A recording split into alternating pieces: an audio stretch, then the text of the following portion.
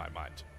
I mean, that's really what it's... So gets the flash headbutt. They get it into the seismic shove. Sasu's trying to survive under his turret. How long can he thrive for? A while is definitely the answer, but Climber here will trade back Xiaosa, even through the Unbreakable will.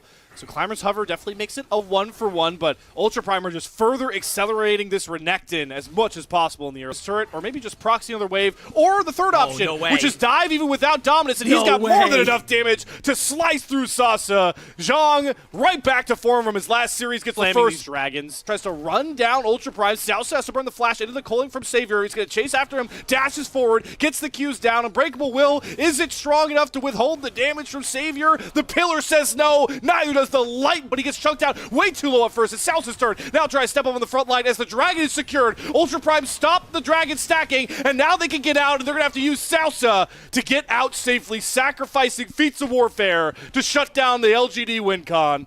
Doing right now with a deep TP flank that is not spotted out just yet. He's going to be a little too late for this Drake take. It is going to be secured by Climber. The Weaver's Wall comes down a bit early, but Zhang on the flank goes in right after XQW with the heal comes across. Can the melee stand up tall? Because Ultra Prime trying to run down Saber. Flashes himself back out. Baya eats the stun. Saber goes back in. XQW Sand Soldiers stand up tall, and Ultra Prime fall flat on their face. Consistency from his Zhang. He's going for a desperation play. Pops the dominance. Weaver's Wall doesn't really cut off too many LGD members, but Junhao on the back of the fight, gets the decent assist down into the seismic shove. It's knock up City, and Savior goes down. Has the miracle come in here for Ultra Prime? No, XQW is churning and burning with too many Sand Soldiers to deal with. They're on all sides, and Ultra Prime can only see a fate sealed in a gray screen. XQW picking up the quadra kill. Game 1 is over, ladies and gentlemen. So much so that they are going to be walking their way to a Game 1 victory. Outside of a Zhang lead on the top side, LGD showing they're a cut above. Ultra Prime can't get them, but here comes the fighting we were expecting. Charm into knock-up, into Chains of Corruption, 3 ultimates to the noggin of YCX, and he's got 3 letters he's desperately whispering as he goes back to the fountain. This game is all about layering ultimates. You just saw both bottom lane ults come out from the Ultra Prime and the flash forward for Baya. He is not messing around after he was quiet in Game 1. That have to do with the kind of kills of the game. Throws down the dredge line, gets the depth charge knock up, and they're just throwing Xiaosa into the air, but the flank comes out from Zhang. He's getting onto the back line. Both members of LGD back line are trying to flash back out, but here comes Saber over the wall with the killer instinct. Will he be able to get the most damage down? Yes, the 5-finger strikes are just doling out punishments. LGD crumble. It's only Sasa left to tell the tale.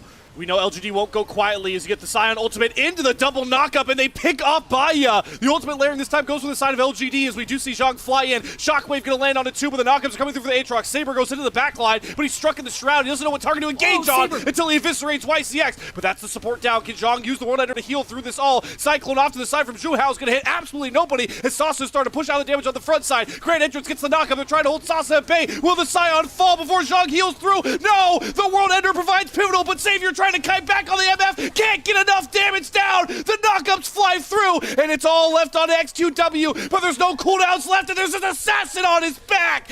Ace down over to Ultra Prime.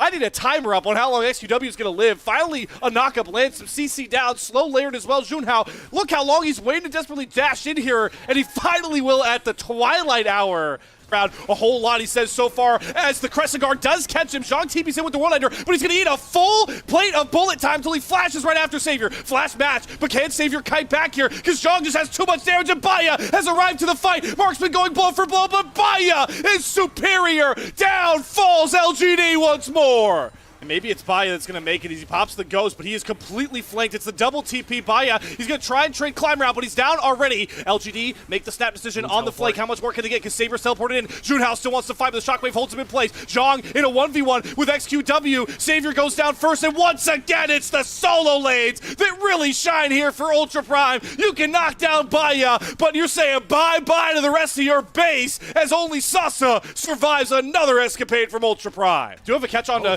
Junhao of all people, and the Crescent Guard into the Shockwave burns him, but boy, oh boy, is the damage out of Ultra Prime so much more massive. They trade Climber back out, and it's Zhang on the flank again. Here's World Ender, here's Saber. His blade is too sharp for anybody in LGD to deal with, and he's going after Savior next. Both Sasa and Savior at bay. The bullet time's actually going to be used on Zhang, but my God, his Saber's damage is just disgusting by this point. You blink and Savior's off your screen and make it a double for Saber, who has retconned his losses of game one. Junhao's going to go all in after Savior, who is left unaccounted for, and Saber takes down Savior once more. It's time for the dominoes to fall in place for Ultra Prime, as there's nothing for LGD to do but watch this game slip out of their grasp. We're going the distance in Group Nirvana today, and Ultra Prime are putting a stamp, a seal of approval doing so.